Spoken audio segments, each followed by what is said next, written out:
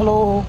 ഞാൻ തുടക്കം സിനിമ വിസ്മയ മോഹൻലാലിൻ്റെ തുടക്കം സിനിമ ഞാനിപ്പോൾ കണ്ട് ഇറങ്ങി. ഒന്നും പറയാനില്ല, ഒരു മികച്ച ഒരു എൻ്റർടൈനർ ആയിട്ടാണ് ഈ സിനിമ.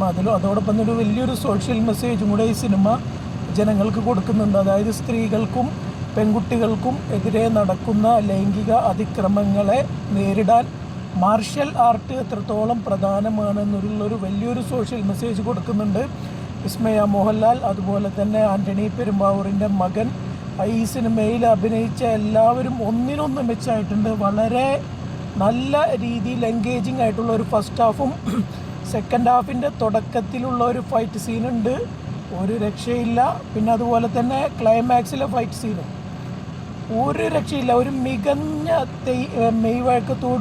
തികഞ്ഞ മെയ്വഴക്കത്തോടുകൂടി ഒരു മാർഷൽ ആർട്ട് എക്സ്പേർട്ട് ചെയ്യുന്നതിനേക്കാളും മികച്ചതായിട്ട് തന്നെ വിസ്മയ മോഹൻലാൽ ഈ സിനിമയിൽ പെർഫോം ചെയ്തിട്ടുണ്ട്.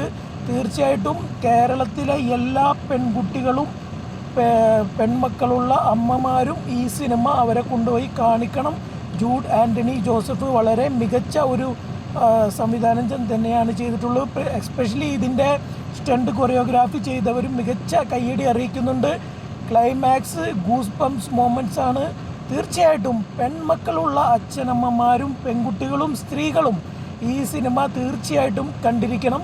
സമൂഹത്തിൽ പെൺകുട്ടികൾക്ക് നേരെ നടക്കുന്ന ലൈംഗിക അതിക്രമങ്ങൾ നടത്തുന്ന ക്രിമിനലുകൾക്കെതിരെ ഒരു തുറന്ന ഫൈറ്റ് തന്നെയാണ് ഈ സിനിമ. ഇതൊരു മികച്ച വിജയമാകുമെന്ന കാര്യത്തിൽ യാതൊരു സംശയമില്ല. മോഹൻലാൽ നല്ലൊരു വേഷം ഈ സിനിമയിൽ ചെയ്തിട്ടുണ്ട്. മോഹൻലാലിൻ്റെ കാമിയോ റോൾ ഒരു തരത്തിലും ബോറാകാത്ത രീതിയിൽ ജൂഡ് ആൻ്റണി ജോസഫ് ഈ സിനിമയിൽ കൊണ്ടുവരാൻ ശ്രമിച്ചിട്ടുണ്ട്. തീർച്ചയായിട്ടും ഔട്ട് ആൻഡ് ഔട്ട് എൻ്റർടൈനർ. ഈ 2026 ഏറ്റവും മികച്ച സിനിമ അനുഭവമായിട്ട് തുടക്കവും ഏറ്റവും മികച്ച പെർഫോമൻസുമായിട്ട് വിസ്മയയും വന്നിരിക്കുകയാണ്. എല്ലാവർക്കും ഓണത്തിന് മുമ്പ് ഒരു സദ്യ കിട്ടിയ ഒരു പ്രതീതിയാണ് ഈ സിനിമയിലൂടെ ഇപ്പോൾ ലഭ്യമായിരിക്കുന്നത്.